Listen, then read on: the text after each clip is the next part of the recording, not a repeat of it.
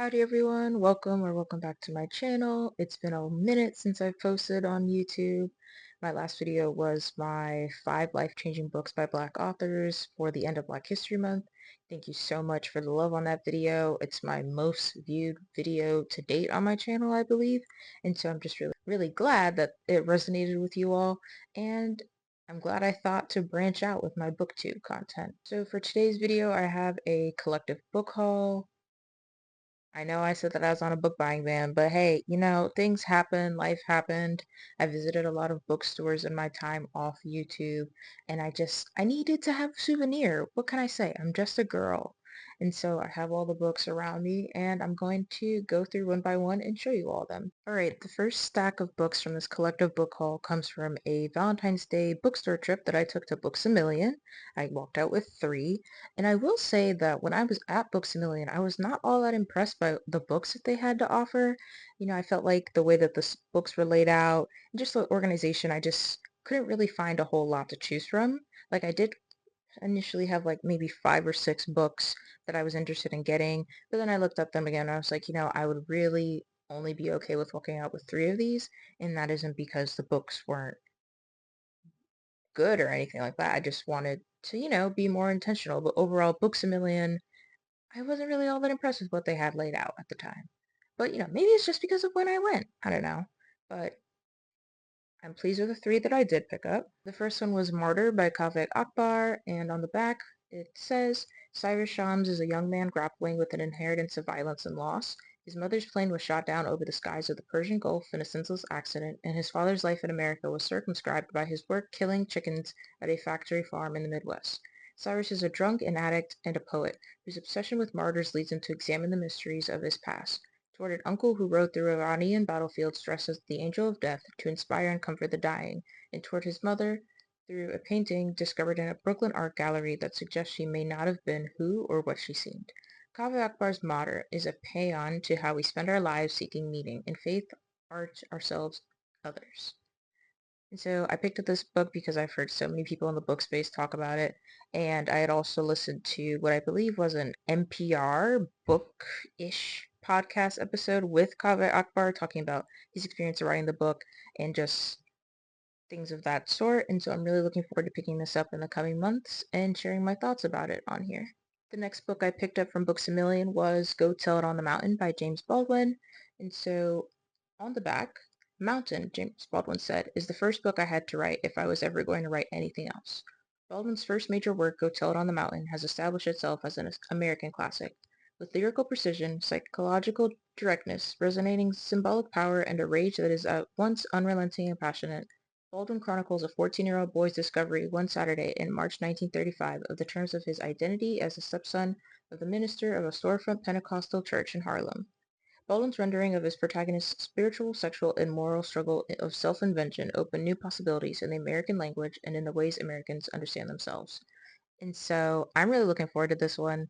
I'm really trying to get in my Baldwin bag here in the coming years as I rediscover my love for reading, refining my interests, and I just know this one is going to be an impactful one. And my third and final book for my Books A Million trip is another James Baldwin book, The Fire Next Time. And on the back it says, a national bestseller when it first appeared in 1963, The Fire Next Time galvanized the nation and gave passionate voice to the emerging civil rights movement.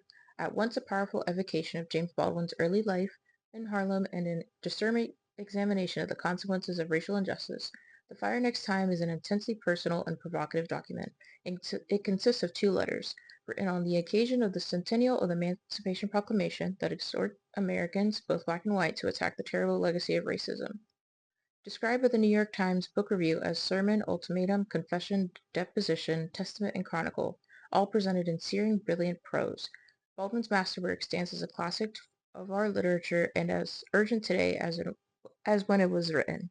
And so I've already read this book. This was one of the books I read in March. I'm looking forward to sharing more about my thoughts on it in a later video. But again, really trying to get into my Baldwin bag. And so when I saw 2 Baldwins at the store, I was like, why not? And so the next stack of books I have for this video today is the outcome of a bookstore crawl that I embarked on International Women's Day, March 8th. I visited a total of 4 bookstores in one day, And first of all, let's get into the fact that I went into 4 stores and only walked out with 2 books. Can I get a woo woo in the comments? I'm blanking on the names of these 4 bookstores in total, so I will put a list of them somewhere. You can also look at my Bookstagram because I've been posting pictures recapping each of the stores. Shameless self promo. And yeah, let's get on to my International Women's Day books. The first one I picked up that day was Kingdom of No Tomorrow by Fabienne Josephat. And let's look inside to see what it was about. Raised in Haiti by a father deeply embedded in activism, Nettie Boileau joins the Black Panthers Free Health Clinics in Oakland in 1968. She quickly becomes devoted to the cause and its dedication to helping people in a racially divided America, and gets swept up in an all-consuming love affair with Black Panther Party defense captain Melvin Mosley. But when Nettie and Melvin head to Chicago to help launch the Illinois chapter of the Panthers, they find themselves targets of J. Edgar Hoover's famous covert campaigns against civil rights leaders. As she learns more about the inner workings of the Panthers and her relationship with Melvin reveals its own fault lines, Nettie discovers that fighting for social justice may not always mean equal justice for women. She must figure out what is left for her within the movement, what she stands for, and who truly loves her. Compelling and timely, Fabienne Josephat's Kingdom of No Tomorrow takes readers inside the Black Panther movement in this story of self-determination and the importance of revolution amid injustice. So this is a book that I put on my TBR after I had listened to NPR's Bookish podcast interviews with Fabienne Josephat, and I was really drawn to the protagonist having ties to Haiti, this book being against the civil rights movement era backdrop, and as well as the mentionings of the Black Panther Party. All of those things are really appealing to me as separate concepts, and so the fact that they're all in this book, I was like, I have to have it. And it's actually the book that I'm currently reading in the month of April, as you can tell by the bookmark. I'm really liking it so far, and I'm looking forward to sharing out my thoughts once I finish it. And the other book I picked up during my International Women's Day book crawl was We're Alone by Edwidge Danticat.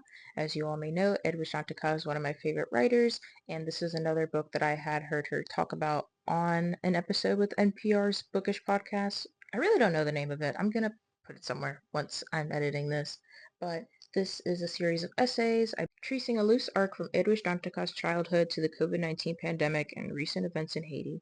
The essays gathered in We're Alone include personal narrative, reportage, and tributes to mentors and heroes such as Toni Morrison, Paul Marshall, Gabriel Garcia Marquez, and James Baldwin that explore several abiding themes: environmental catastrophe, the traumas of colonialism, motherhood, and the complexities of resilience.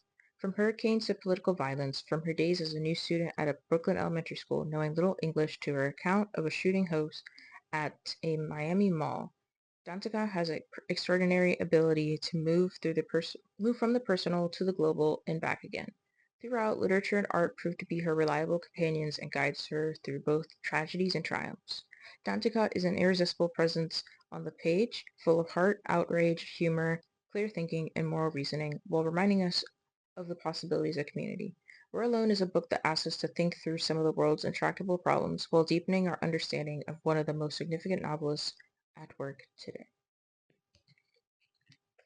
I am really looking forward to this one. So my next bookish haul is the outcome of me visiting Richmond to see my childhood, adolescenthood, teenhood.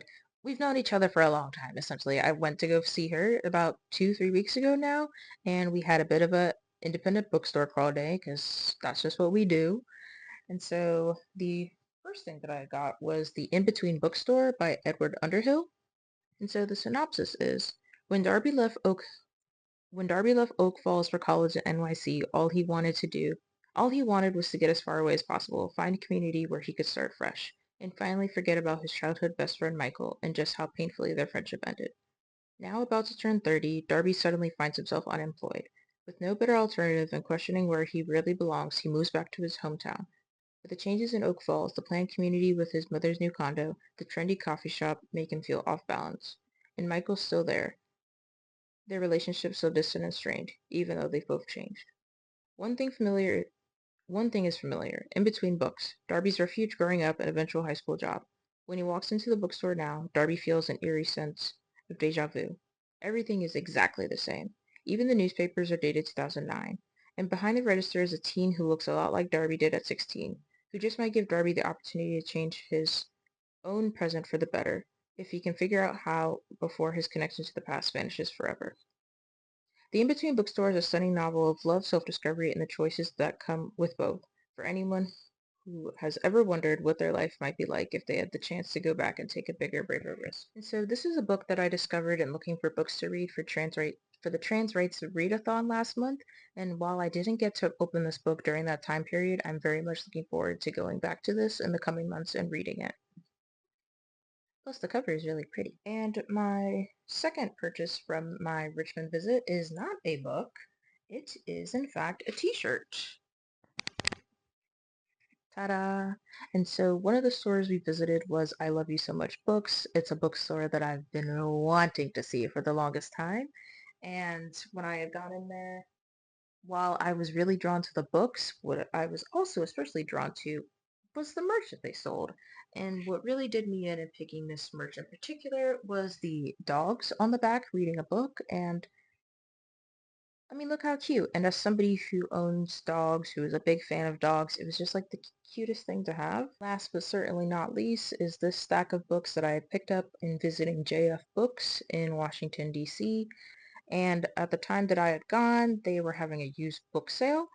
And it was, I think it was buy two, get one free, but I only bought two used books. And the first one was Redefining Black Power, Reflections on the State of Black America. This is edited by Joanne Griffith. And on the back, it says, the Obama presidency represents a major milestone in African American history. The very presence of a Black first family has had a profound cultural impact, but has the Obama White House actually addressed any of the ongoing issues faced by Black America? Have communities of color organized sufficiently to voice their concerns? How can lessons learned from the past struggles guide the organizing that's needed to meet today's opportunities and challenges? And so that's all I'm going to read because the synopsis is kind of long, but I'm really interested in reading this because it sort of sounds like another book I have on my shelf called From Hashtag Black Lives Matter to Black Liberation by Keeanga-Yamahtta Taylor, and just this idea of, yes, we had a Black president in the United States, but that didn't necessarily mean that things improved overnight for Black Americans. And so I'm interested in reading this plus Keeanga-Yamahtta Taylor's work to see if there's any parallels. The second book I picked up from the used book sale was Africana Womanist Literary Theory by Clenora Hudson Weems. And the synopsis for this book is, by placing Africana womanism and evolutionary Africana paradigm within a literary context, this book expands the layered meanings of this family-centered race-based theory and applies them to the works and ideas of renowned international literary figures such as Toni Morrison, Paula Marshall, and Bucci Emecheta. And so as someone who considers myself a Black Thought daughter, I just feel like this is something that I should definitely have on my shelf, and I'm looking forward to seeing what this is all about. And so the very last book I have to show you all for this collective book haul is Native Speaker by Changray Lee. So this is a book that I had added to my TBR after I saw Kate Lee on BookTube talk about it, and I'm very much looking forward to reading this in the coming months and sharing out my thoughts. Alright everyone, those are all the books that I have for this collective book haul. May this be my last book haul for a while because I quite literally have no more space on my bookshelf, and so I would really be doing myself a disservice by buying more books. Like, I'm just saying. Lock the credit card. Enough is enough. But yeah, let me know if you all are familiar with any of these books, if you are interested in them yourselves, and I look forward to hanging out with y'all in the next video. Bye!